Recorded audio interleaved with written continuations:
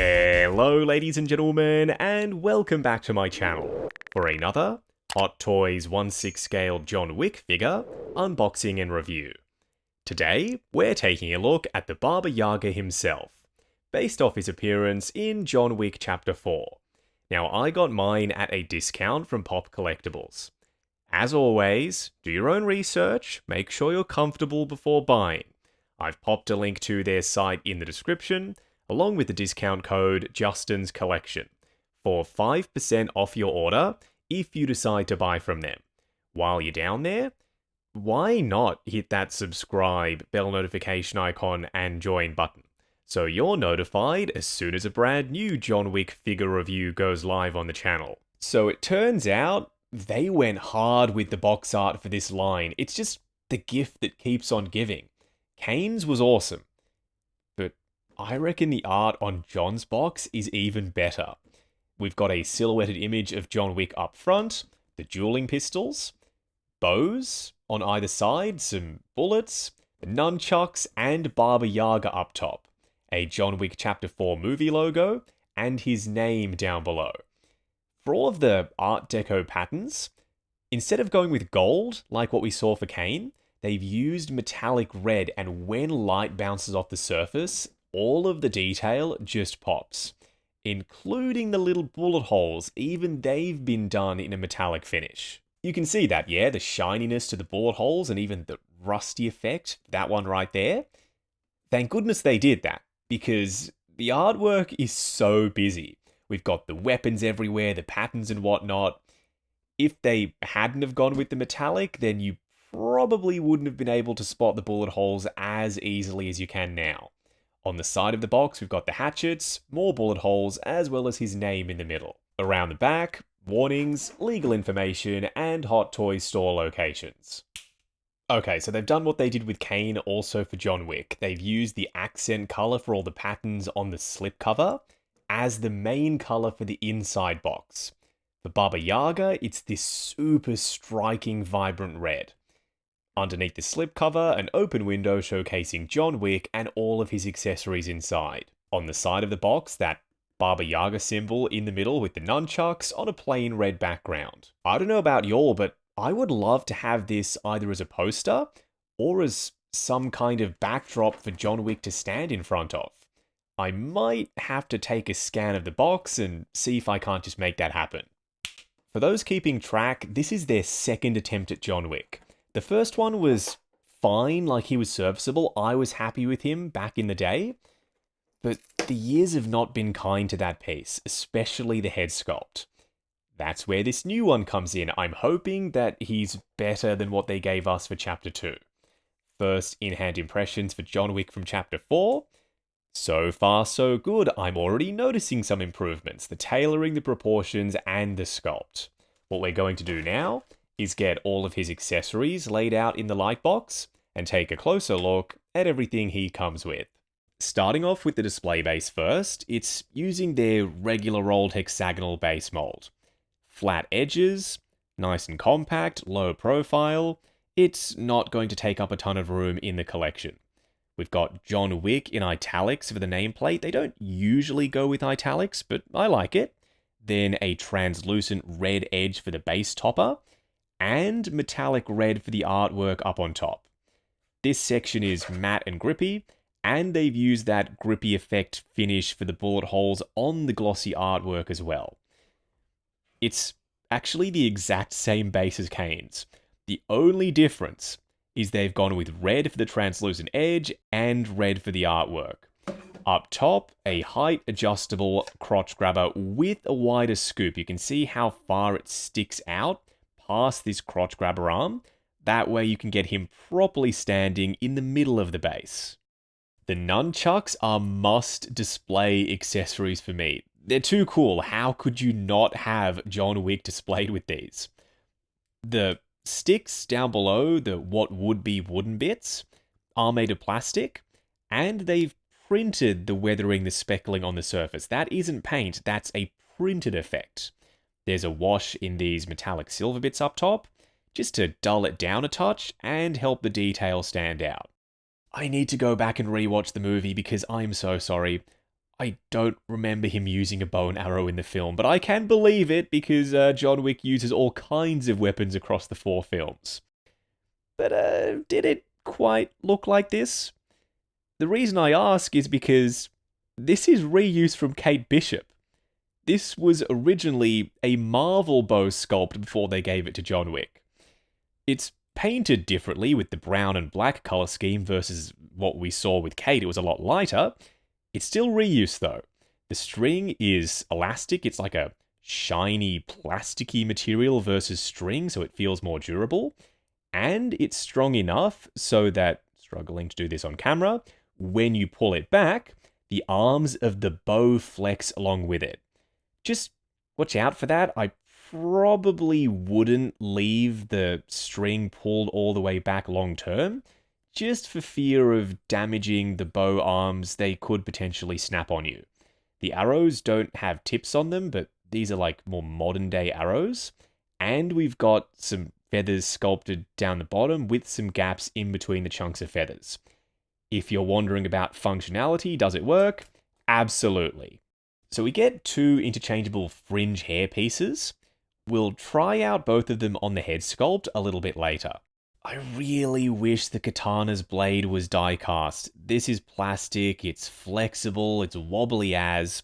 It doesn't make a huge difference to displayability because there's a metal flake to the paint applications and the blade edge has been detailed. But someone asked me recently, why do I care if these are made of metal? Durability. And that premium in-hand feel. We want stuff that's supposed to be made out of metal to actually be made out of metal. So that when you interact with those pieces, or you're trying to wedge them into his hands, you're not flexing them, you're not damaging them, and if this blade was die cast, you'd have nothing to worry about. At least the hilt is beautifully well detailed with this gold base color. Then there's a black wash over the top to make it look like aged, patinaed, worn metal. When it comes to handguns, we get the dueling pistol. The wood grain effect still looks cartoony to me. I said that in Caine's review, I stick by it. There's so much intricate sculpt work for the main body of it. You can open it up, there's a sculpted and painted bullet, but it can't come out, that's fixed in there permanently. This pistol, I believe, is reused from John Wick from Chapter 2. The hammer can be brought back, that's a very thin piece of plastic, be extremely careful. You can move the slide back and it sits in place for a reloading or firing pose. And you can remove the magazine, there's some sculpted and painted bullet detail up on top. The markings look accurate to me, so I believe they paid the licensing fees for this pistol. This is the special edition exclusive rifle. You can extend the stock back, although mine's bending up a little. Can you see that right there, how it flexes up? Don't love that, pretty scary. You can then remove the magazine, painted and sculpted bullet detail once more. The sight is adjustable on the Picatinny rails. Then we've got another sight off to one side. You can open up the bullet ejection port, plus the charging handle can be brought back. This would be cooler if it wasn't mostly reuse from the rifle that we got with John Wick from Chapter 2. Yes, the front section is new and the magazine is missing the second one, but I don't actually know if that's a win or a feature. But it's not different enough for me to count this as a properly new accessory. A little Easter egg though. I didn't notice this with the Chapter 2 version. See that right there? It says Secret Base. That's the name of Hot Toys' flagship store for those of you who didn't know. I don't think it's a special edition must this time. If you're getting this rifle anyway, and you will with the standard version, you get this in the box, Gun 13, just cop this rifle. It's equally as cool as that one, I think. You can remove the magazine. Don't want to say sculpted and painted bullet detail, but I already did. You've got some writing on either side, and you can move this piece forward and back. They've even gone so far as to print that little laser decal sticker on the side of this sight. There's a translucent window up top on both sides of this piece. And you can adjust it and move it or just take it off entirely, like the sight on his other rifle.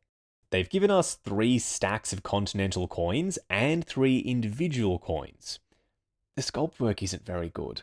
this is an old sculpt. This is from John Wick from Chapter 2. We got that years ago. If they were to redo this, the detail would be a hell of a lot sharper. You can still see that that's a lion and that's like a wreath or something. But the individual coins, that looks like they've been stacked and then melted. It's just a very soft sculpt, like I said. The black wash helps, but not nearly enough. Lastly, so many hands, and the detail is crazy. The skin texture, some of the best vein work they've ever given us, the rosy shading for the knuckles, even the wrinkling on the knuckles. Perfect hands. Well, maybe not perfect, because the wound on his left side hands, where his finger has been cut off, that doesn't look as realistic as the detail everywhere else. I'm going to forgive them for that because we get 13 hands in total and a wide array of gestures and beautiful paint applications. But if that's not good enough for you, I totally understand. The first set of hands, gripping ones. Then we've got some closed fists. They've even taken the finger off the closed fist hand. Two slightly different trigger finger hands, or this might be an underbarrel gripping hand perhaps. Ah yes, it must be because that's the actual trigger finger hand for the left side, and a nunchuck holding / karate style pose hand for the right. Two splayed out finger hands. Finger on the left is of course missing, but then only one fingers curled in style pose hand. Last but not least, my favorite of the bunch. Fingers curled in, thumb hanging down the front. This is how you do a relaxed open palm hand. Not those flat ones they've been giving us for years. For all future figures, I want this exact gesture in the box. What we're going to do now is get John Wick himself out here. Standing straight up and down in the light box, no crazy poses or accessories or anything like that. Over the years, pretty much everyone has tried their hand at making the Baba Yaga in pretty much every scale. There's an oversaturation of John Wick merch at this point, from 1/12 with Mezco and Mafex, all the way up to 1/3 with J&D, Prime One Studio and Blitzway. Where does this guy rank? Compared to them, no idea. I've not owned any of those pieces. But he's a damn sight better than what Hot Toys gave us from Chapter 2, I'll tell you that for free. The proportions look way more realistic. This actually looks like a real dude in a suit. The hands are in scale. That was a big deal for a lot of folks for that first one. The suit is, quite frankly, some of the finest tailoring work I've ever seen from them. And the head sculpt, even from a distance, is reading Keanu to me. There's some controversy with the sculpt, there always is, but fingers crossed I'm able to do it justice in this video and hopefully answer all of the questions you have about this new John Wick sculpt. Up close and personal, kicking things off with John Wick's head sculpt.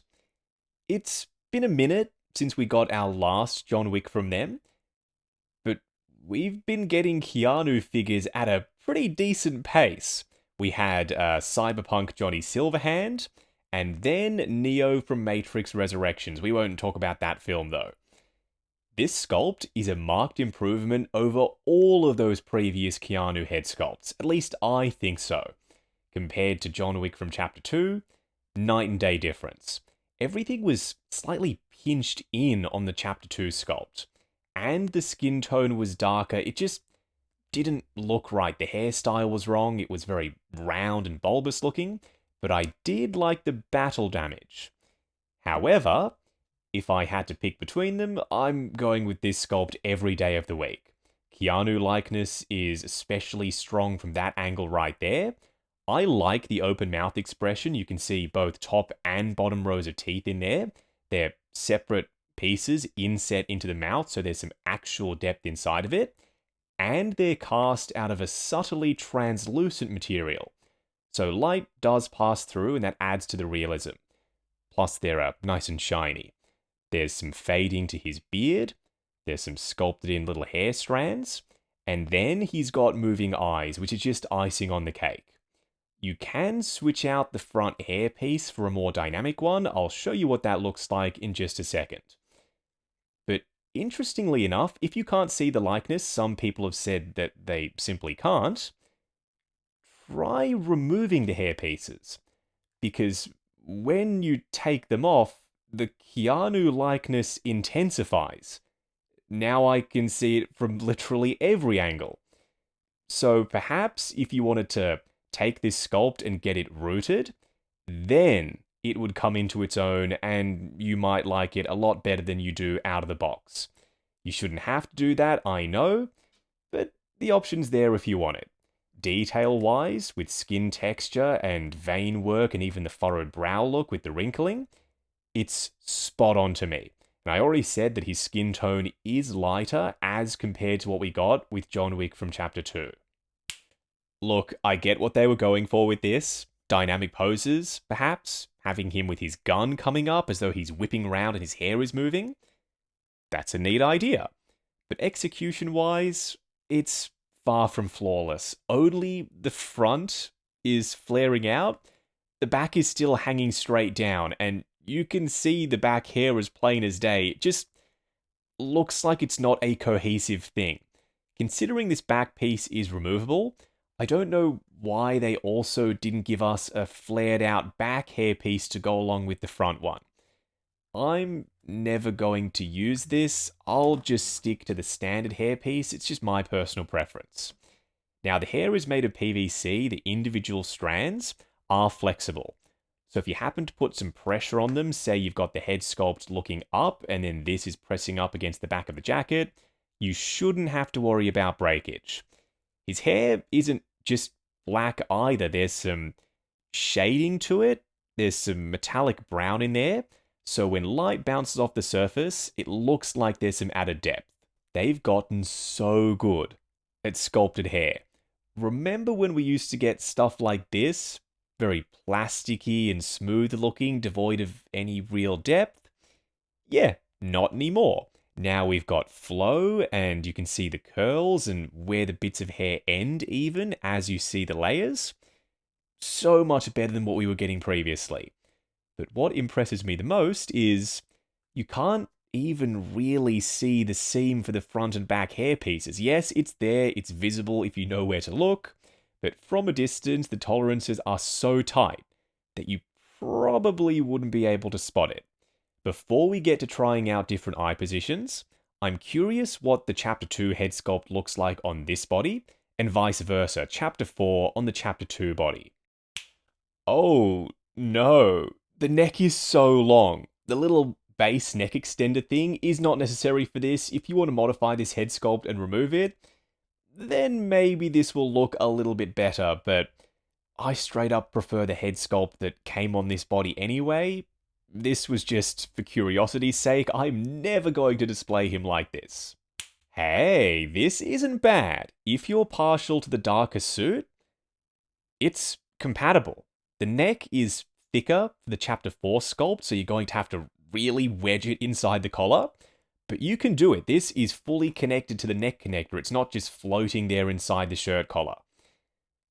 Maybe his head sculpt sits a bit low, but that's much better than it sitting too high, like we just saw with the Chapter 2 head sculpt on the Chapter 4 body. Okay, back to stock. Let's try out some rapid-fire eye position tests. To get to the moving eyes, you take off the back hair panel. You don't need to touch the front one. It's held in place with a magnet, so it just sits there.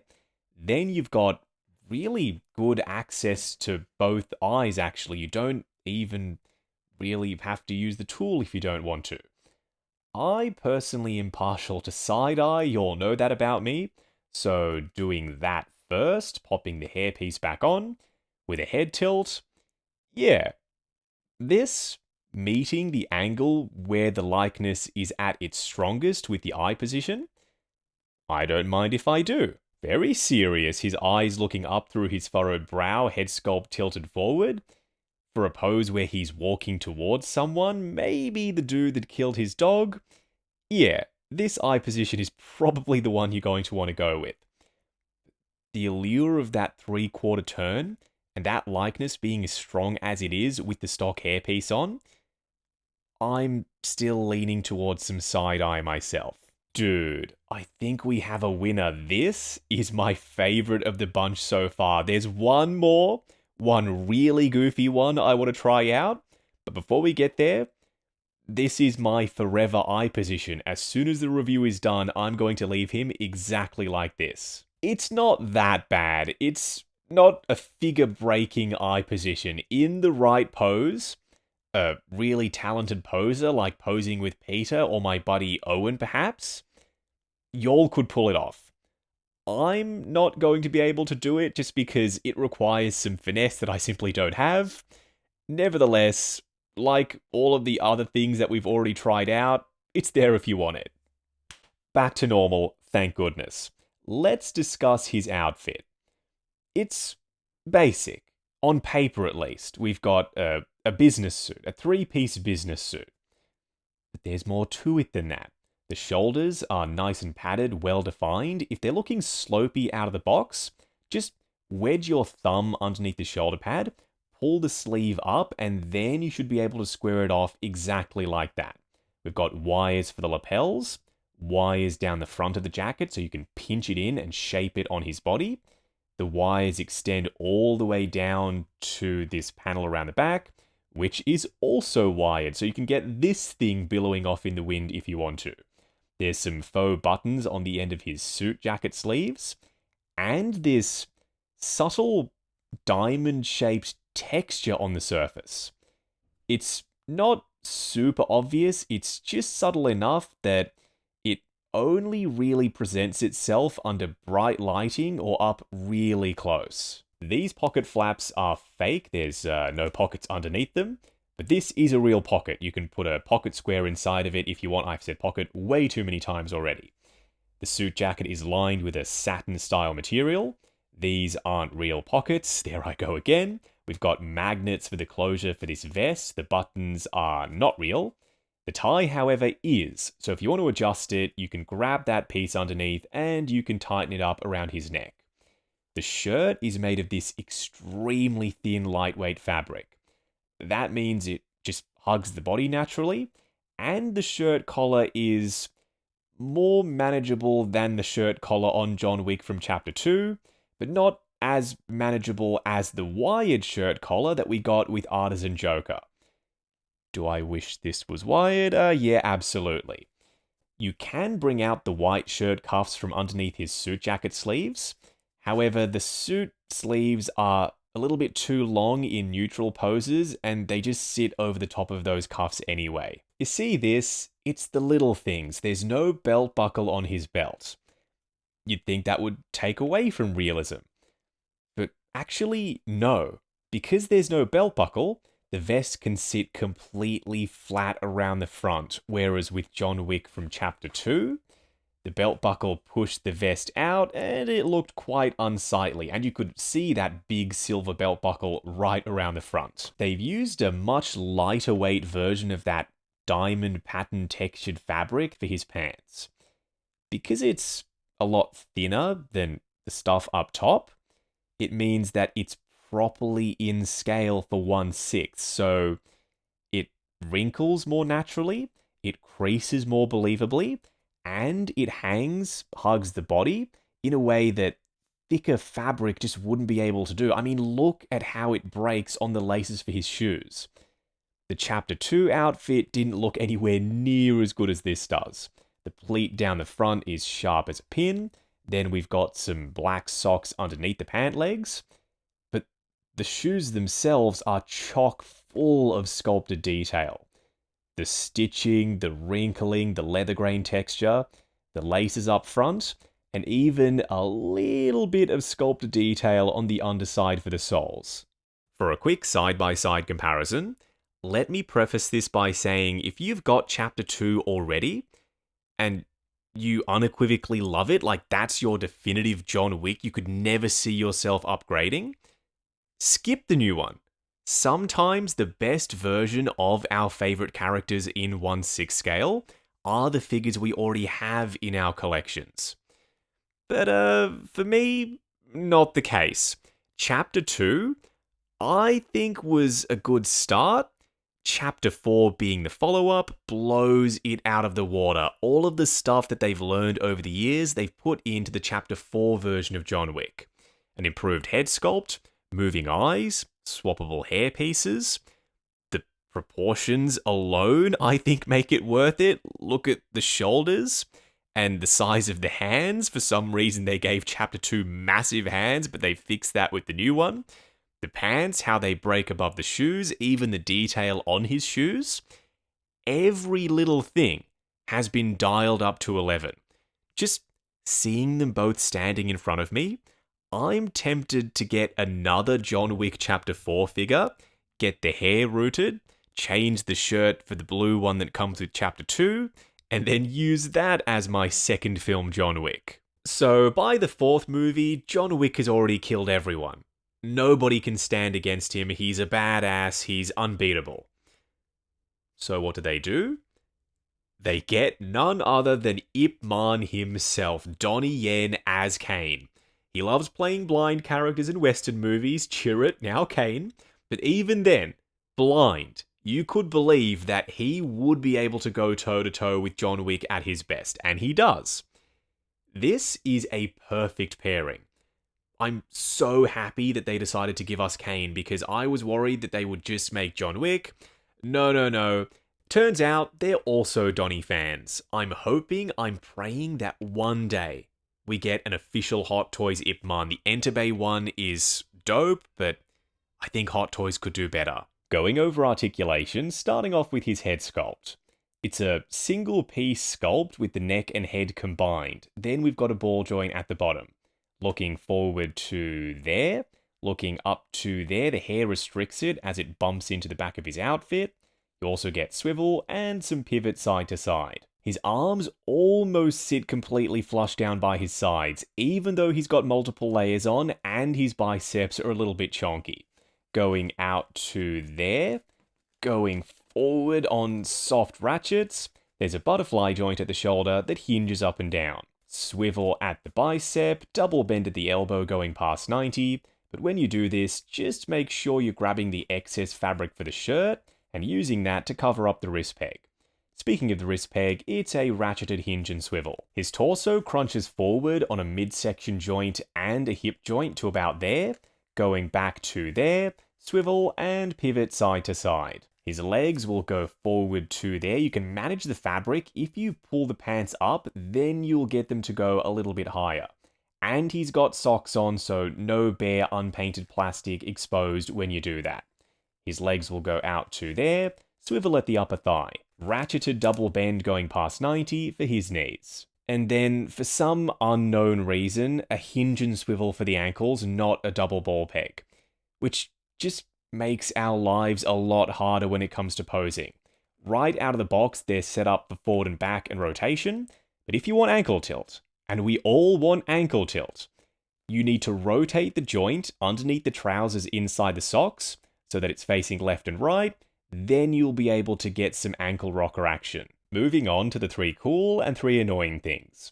The first annoying thing is, while I love all of the little innovations they've put into this outfit, like the wired lapels, the wired suit jacket, the lack of a belt buckle so there's no bulge underneath the vest, the magnetic vest even, where the hell is the wired shirt collar from Artisan Joker?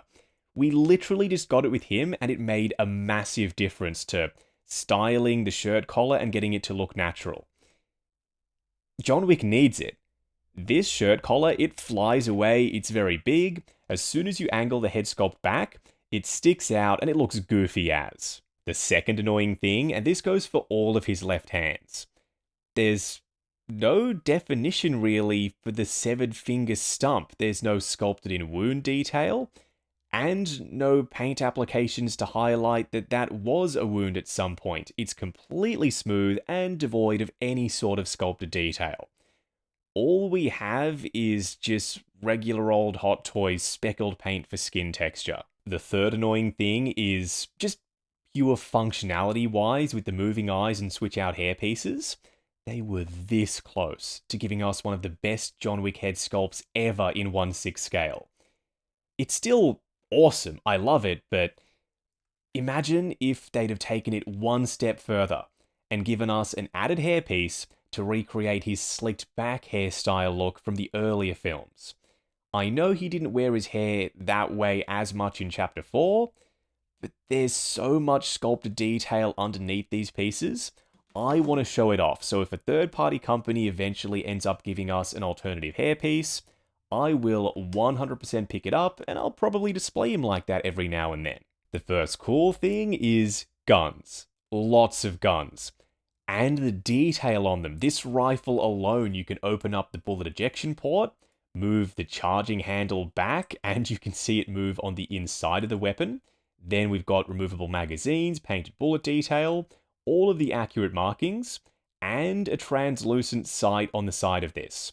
An extendable stock, yeah, why the heck not? And that's just one of his weapons. All of them have a crazy amount of detail on them and moving parts to boot. The second cool thing is switch out hairpieces. This is a new trend that I want to see them continue going forward, because being able to switch out the front of his hair at a moment's notice to really sell a dynamic pose, it shows that sometimes rooted hair isn't always the best option, because having to restyle his hair with product and little water sprays and hairbrushes in between shots and poses, not my idea of fun. This is so much easier than doing all of that. The third cool thing is they've come a long way with their 1/6 scale suiting. The wires, the magnets, the faux buttons, the lack of a belt buckle. I know we've been over all this stuff, but it's still quite impressive considering not that long ago we were getting those ill-fitting, baggy-looking suits, and I don't ever want to see them go back to that. Wrapping up on Hot Toys John Wick from Chapter 4. Is this the ultimate Hot Toys John Wick, or does that crown go to the one from the second film? The answer should be pretty clear. I've been contemplating it throughout the course of the entire video, but not that hard. I think you know why. I feel equipped to answer it now. This is the ultimate Hot Toys John Wick. But don't hear what I'm not saying. If you've got a custom that, quite frankly, obliterates this in terms of likeness and proportions, I said it's the ultimate Hot Toys John Wick, not the ultimate 1/6 scale version. If you've got rooted hair on yours and an even better likeness with the sculpt, stick with that one. But for most of us, who don't want to dive into the custom realm and spring for a $1,000, $2,000, $3,000 John Wick figure, this is going to fit the bill, and yes, customs can get that expensive. The likeness is a marked improvement over Chapter 2, the tailoring is better, in fact, everything is better, and you get more accessories with the Chapter 4 one. So if you're trying to pick, get this. It's not even a question, I don't think. The moving eyes alone make this the John Wick to have from Hot Toys. Even if you want to use this as a base for your custom, it's a great starting point. Now the question is, will they give us an artisan John Wick in the future? From the ballerina perhaps, because we know he's in that movie. It remains to be seen. But I wouldn't be surprised, because Hot Toys and Howard Chan, they adore Keanu. We have so many Keanu Reeves figures at this point. Now, I got my John Wick from Pop Collectibles at a discount. As always, do your own research, make sure you're comfortable before buying. I've popped a link to their site in the description, along with the discount code Justin's Collection, for 5% off your order if you decide to buy from them. While you're down there, why not hit that subscribe, bell notification icon, and join button, if you like the sound of seeing your name in the end credits of my reviews. Like, comment, and subscribe. We'll catch you in the next video.